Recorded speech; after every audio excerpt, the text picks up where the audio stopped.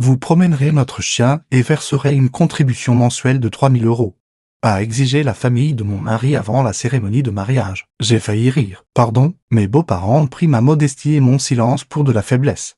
Mais ils s'en sont pris à la mauvaise mariée. Je m'appelle Chloé. J'ai 38 ans, je suis avocate en exercice et, jusqu'à récemment, j'avais complètement accepté l'idée que je pourrais ne jamais me marier. Non pas parce que je ne le voulais pas, mais parce que j'avais passé la meilleure partie de la dernière décennie à travailler 16 heures par jour dans notre cabinet d'avocats spécialisé dans les valets en droit de la famille à Lyon. Ma mère est associée. Mon père a fondé le cabinet. Ma sœur est spécialiste en contrat. J'ai grandi en regardant des dossiers juridiques au lieu de dessins animés. Quelque part en chemin, les anniversaires se sont estompés, les relations se sont effilochées.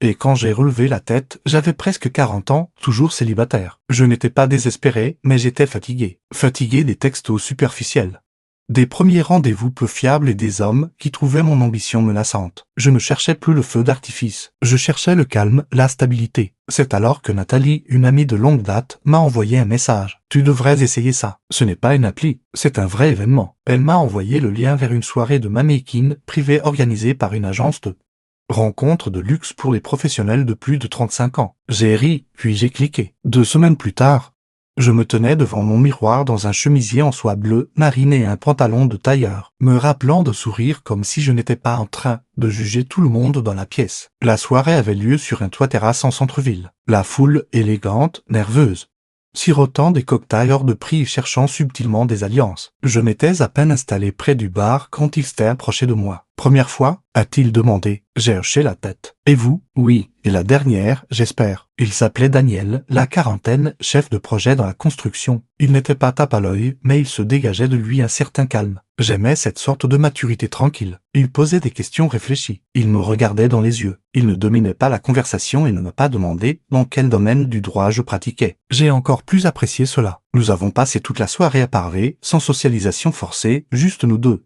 penché sur la balustrade, à regarder les lumières de la ville scintiller. Cette nuit-là, je me suis dit de ne pas trop réfléchir. Mais quand il m'a envoyé un texto le lendemain, j'ai souri. Notre premier vrai rendez-vous fut un dîner sur la presqu'île, puis une promenade au bord de la rivière, puis un bien le dimanche. Il était constant, attentionné. Il parlait de son désir de s'établir, de construire une vie qui semblait plus lente. Il disait qu'il imaginait sa future femme rester à la maison, s'occuper du foyer, peut-être de ses parents quand il vieillirait. Je n'ai pas corrigé ses suppositions. Je n'ai pas mentionné ma charge de travail, mes heures au tribunal, ou le diplôme de droit d'Assa accroché dans mon bureau. J'ai juste dit que j'aidais au cabinet familial. Ce n'était pas un mensonge, juste stratégiquement vague. Pour la première fois depuis des années, je me sentais en sécurité avec quelqu'un. Pas exalté, pas électrisé, mais en sécurité. Un mois plus tard, il a rencontré mes parents. Mon père l'a cuisiné sur les permis de construire. Ma sœur, Rachel, a souri d'un air entendu. Ma mère, Evelyne, l'observait comme si elle lisait une déposition. Après son départ, elle a dit, il est poli, un peu naïf, mais inoffensif. Il veut que je quitte mon travail et je dis, et tu le veux? Peut-être, si ça mène à quelque chose de vrai. Elle n'a pas protesté. Elle a juste dit, les emplois sont remplaçables. La tranquillité d'esprit, non. Daniel m'a demandé en mariage 6 semaines plus tard. Simplement, autour d'un café. Tu m'apaises, a-t-il dit. Je veux construire une vie avec toi. J'ai dit oui. Je me suis surprise de la rapidité avec laquelle je me suis lancé dans l'organisation du mariage. Nous avons trouvé un magnifique domaine juste à l'extérieur de la ville brique apparente.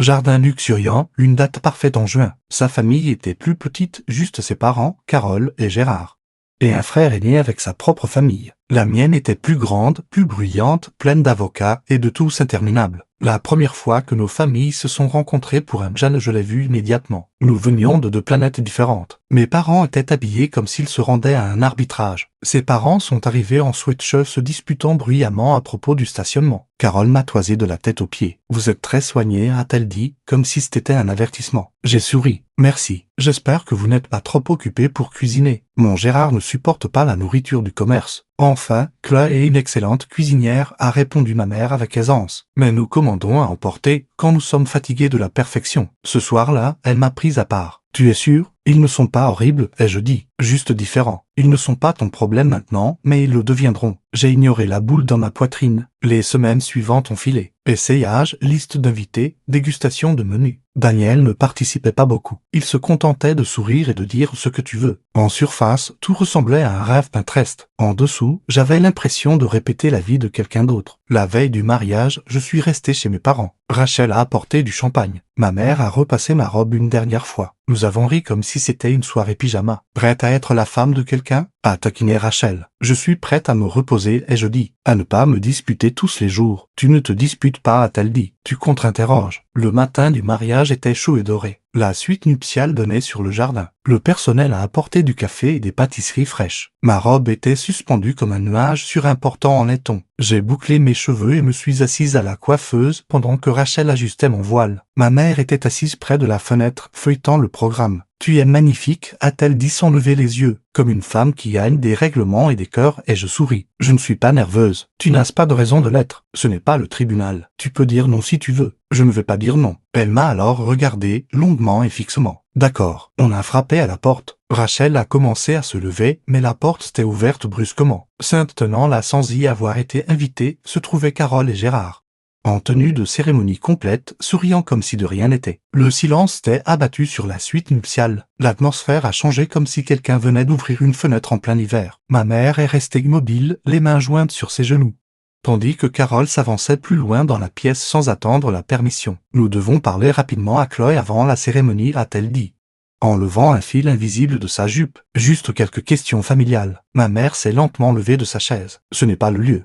Allons, a répondu Carole joyeusement. Ça ne prendra qu'une minute. Gérard la suivait comme une ombre, offrant un hochement de tête qui était à la fois poli et suffisant. Ma sœur planait près de la coiffeuse, me sachant pas si elle devait intervenir ou courir chercher de l'aide. Je suis resté immobile dans ma robe de mariée et j'ai demandé avec précaution. Y a-t-il un problème? Le sourire de Carole s'était élargi. Pas du tout, ma chérie. Nous voulons juste nous assurer que les attentes sont alignées avant que les choses nous deviennent officielles. Ma mère s'était approchée de moi mais n'a encore rien dit. Voici le topo, a commencé Carole, croisant les mains devant elle. Après la cérémonie, tu viendras vivre avec nous. J'ai cligné des yeux. Je crois, c'est plus logique, a ajouté Gérard. Le frère de Daniel a déménagé il y a des années. Nous avons de la place et tu n'as ni enfant ni travail maintenant.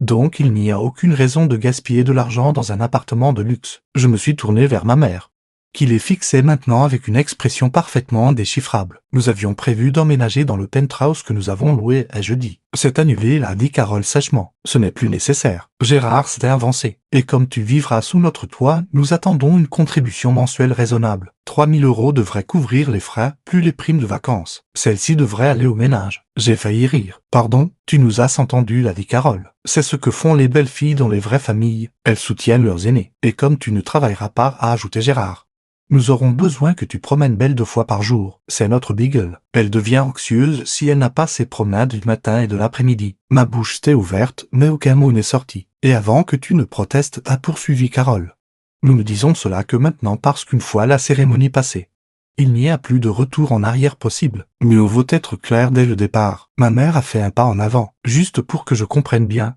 Êtes-vous sérieusement en train de suggérer que ma fille renonce à sa maison, à son revenu et à son autonomie pour promener votre chien et payer un loyer dans votre maison? C'est l'accord, a dit Gérard. J'ai enfin retrouvé ma voix. Est-ce que Daniel est au courant de ça? C'est notre fils, a sèchement répliqué Carole. Il nous fait confiance. Et s'il n'était pas d'accord, il aurait dit quelque chose. Ma mère a laissé échapper un rire calme et incrédule. Vous faites irruption dans sa suite nuptiale avec des exigences et vous ne pensez pas que cela pourrait être perçu comme hostile? Carole a agité la main. Ce n'est pas personnel. C'est juste notre façon de faire. Ma mère m'a regardé et a demandé calmement, veux-tu toujours aller jusqu'au bout? Je ne pouvais pas parler. J'avais l'impression que le sol s'était dérobé sous mes pieds. Mes mains tremblaient, mais quelque chose en moi a fait tilt. Non, et je dis, non, je ne veux pas. Le visage de Carole s'est décomposé. Pardon? Ma mère a doucement posé sa main sur mon dos. Allons-y. La voix de Gérard s'était élevée. Tu abandonnes vraiment tout ça, Daniel? C'est vous que j'abandonne, ai-je répondu. Tu penses que tu peux nous embarrasser et t'en tirer comme ça? A lancé Carole. Nous te poursuivrons en justice pour dommages et intérêts. Nous ruinerons ta réputation. Vous pouvez toujours essayer, a dit ma mère, sa voix d'acier. Mais je devrais probablement vous dire que toute notre famille est composée d'avocats. Et si vous souhaitez tester la loi en matière de coercition, allez-y. J'ai vu leur bouche se serrer. Passez un merveilleux après-midi, a dit ma mère. Nous en avons terminé ici. Nous sommes sortis de cette suite nuptiale sans un mot de plus. Je me suis changé en silence, entendant à peine ma mère au téléphone annuler la logistique de la cérémonie. Ma sœur nous a ramenés en ville dans sa voiture et pendant 1 heure entière, Personne n'a dit un mot. Daniel a appelé ce soir-là. Je ne savais pas, l'a-t-il dit. Je jure que je n'ai rien approuvé de tout ça. Ma mère, elle a juste. Mais tu ne l'as pas arrêté, l'ai-je dit. Tu les as laissés prendre le contrôle. Tu leur as donné la permission sans dire un mot. Je ne savais pas ce qu'ils prévoyaient. Tu n'as pas demandé. Il y eut un silence au bout du fil. Je suis désolé, a-t-il dit finalement. Je ne voulais pas te perdre. Tu m'as perdu à la seconde où tu t'es tenu derrière eux au lieu d'être à mes côtés. L'appel a pris fin. J'ai bloqué son numéro cette nuit-là. Je pensais que ce serait la fin de l'histoire. Mais ma sœur avait d'autres projets. Apparemment, on m'aida à m'habiller plus tôt ce matin-là.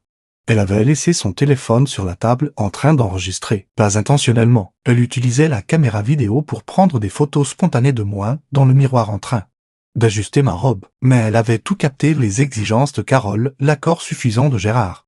Le monologue complet et non filtré. Et Rachel, ma brillante sœur, n'a pas perdu une seconde. Au moment où les invités du mariage avaient pris place, se demandant pourquoi la cérémonie n'avait pas commencé. Rachel avait connecté son téléphone au système audiovisuel du domaine. Le personnel a essayé de l'arrêter, mais elle a juste dit « Faites-moi confiance. Il faut que ça se voie ». Les lumières se sont tamisées et la vidéo a été lancée. J'étais là, debout dans ma robe de mariée, l'air stupéfaite, tandis que Carole et Gérard annonçaient que je promènerais leur chien 2 fois par jour et leur paierais 3 000 € par mois pour le privilège de vivre chez eux. La salle était silencieuse. On aurait pu entendre une mouche voler. Quand le clip s'est terminé, la voix de Rachel a retenti dans le parleur. Il n'y aura pas de mariage aujourd'hui. Merci de votre compréhension. Des halètements, des chuchotements. Quelques invités se sont levés et sont partis immédiatement. D'autres sont restés, abasourdis. Je n'étais pas là pour en être témoin, mais plusieurs cousins. 2 amis et le fleuriste m'en ont parlé. Ce fut le mariage le plus mémorable qui n'ait jamais eu lieu et le moment le plus satisfaisant que je n'ai jamais vu de mes propres yeux. Le lendemain matin du mariage annulé, j'étais assise à la table de la cuisine en t-shirt, pieds nus, sirotant le café brûlé que mon père avait préparé à 6 heures du matin. Le silence dans la maison était lourd, pas tendu, juste plein de ce qui avait failli être. Ma mère est entrée avec un dossier jaune et l'a posé doucement à côté de moi. « Qu'est-ce que c'est ?» ai-je demandé. Le détail de ce qu'ils nous doivent. Je l'ai ouvert. Le total était brutal. Frais d'annulation du lieu, traiteur, fleurs, coiffure et maquillage à compte du photographe. Transport, signalisation personnalisée. Le montant était plus élevé que ce que je voulais admettre. Nous leur enverrons une facture officielle, a-t-elle dit, avec la vidéo comme preuve à l'appui. S'ils refusent, nous irons au tribunal des petites créances. J'ai levé les yeux. On va vraiment faire ça? Elle a haussé un sourcil. Tu penses qu'on va les laisser en tirer comme ça après ce qu'ils ont fait? C'est juste. Cet après-midi-là, j'ai signé la lettre de mise en demeure. Un coursier l'a livrée en main propre à leur domicile le lendemain matin. À midi, l'avocat de la famille de Daniel a appelé pour négocier. Ils ont essayé d'offrir la moitié. Nous avons refusé. Le vendredi, ils ont accepté de tout payer intégralement, sans procès, sans histoire, à la condition que nous signions une clause de non-dénigrement. Nous avons ajouté une phrase, la clause de non-dénigrement s'applique aux interviews publiques et aux publications commerciales. Les conversations privées et les enregistrements obtenus légalement sont exemptés. Ils ont signé. Je n'ai plus jamais parlé à Daniel, ni en personne, ni par téléphone. Juste un dernier mail de sa part intitulé « Je suis désolé ». Plein d'excuses. Je ne savais pas qu'il ferait ça. Je ne pensais pas que ça irait si loin. Je pensais que tu serais flexible. Je t'aime. Je voulais que ça marche entre nous. Je l'ai lu une fois, puis je l'ai supprimé. On ne peut pas aimer quelqu'un tout en le regardant silencieusement se faire démanteler. On ne peut pas rester neutre dans une guerre que vos parents déclenchent. Les semaines ont passé, puis les mois. Je suis retourné au bureau un mardi. J'ai sauté le déjeuner pour une audience. J'ai pris des clients supplémentaires. Je suis resté tard tous les soirs. Au début, c'était pour me distraire. Mais lentement, je me suis senti redevenir moi-même. Un après-midi d'octobre, un nom familier est apparu sur notre liste de nouveaux cas, Lucas. Nous avions fait nos études de droit ensemble. Même groupe de travail, même professeur de droit de la responsabilité civile brutale. Nous avions tous les deux passé le barreau tôt. Tous les deux trop fiers pour admettre à quel point nous nous étions mutuellement poussés. Je ne l'avais pas vu depuis près de 10 ans. Quand il est entré dans la salle de conférence, j'ai dû y regarder à 2 fois. « Tu as grandi » ai-je dit. « Tu es devenu célèbre » a-t-il répondu. « Mon cousin m'a envoyé un extrait de la vidéo de ton mariage. » J'ai gémi. « S'il te plaît, ne la cite pas. Je ne le ferai pas. » Mais entre le cas juridique et la robe de sortie, c'était emblématique. Nous avons travaillé ensemble sur l'affaire pendant 6 semaines. Lucas était passé au droit des sociétés, fusions-acquisitions, finances internationales.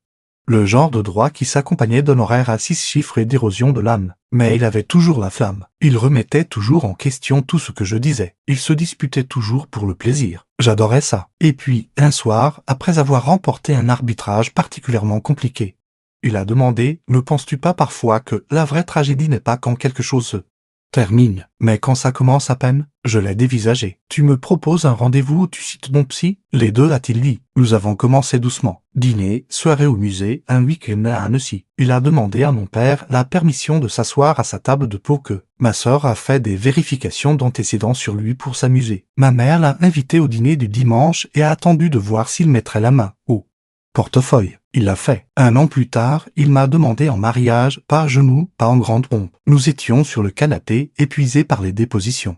À partager un plat chinois à emporter quand il m'a tendu une boîte à bagues. Si tu es d'accord, a-t-il dit. J'aimerais vraiment être celui qui est à tes côtés quand la prochaine tempête frappera. Je n'ai pas pleuré. J'ai juste dit, enfin, nous nous sommes mariés discrètement au parc de la Tête d'Or. Pas d'invités, pas de discours, juste des vœux.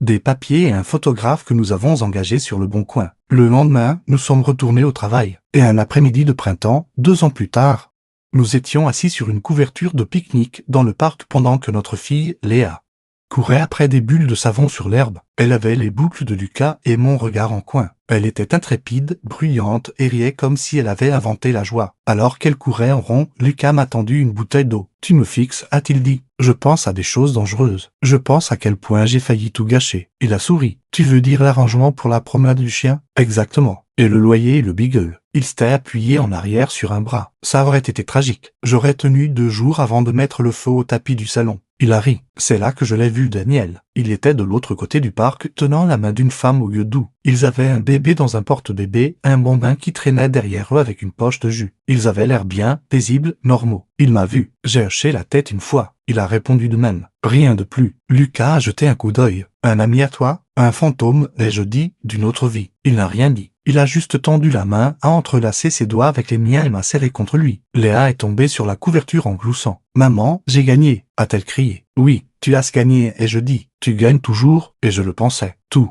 Je n'ai pas eu le mariage que j'avais prévu. Je n'ai pas porté la robe que j'avais achetée. Je ne suis pas devenue la femme que quelqu'un d'autre avait en tête. Mais j'ai trouvé ma famille, selon mes propres termes, à mon propre rythme. Et rien, ni un bigue, ni une facture de loyer de 3000 €.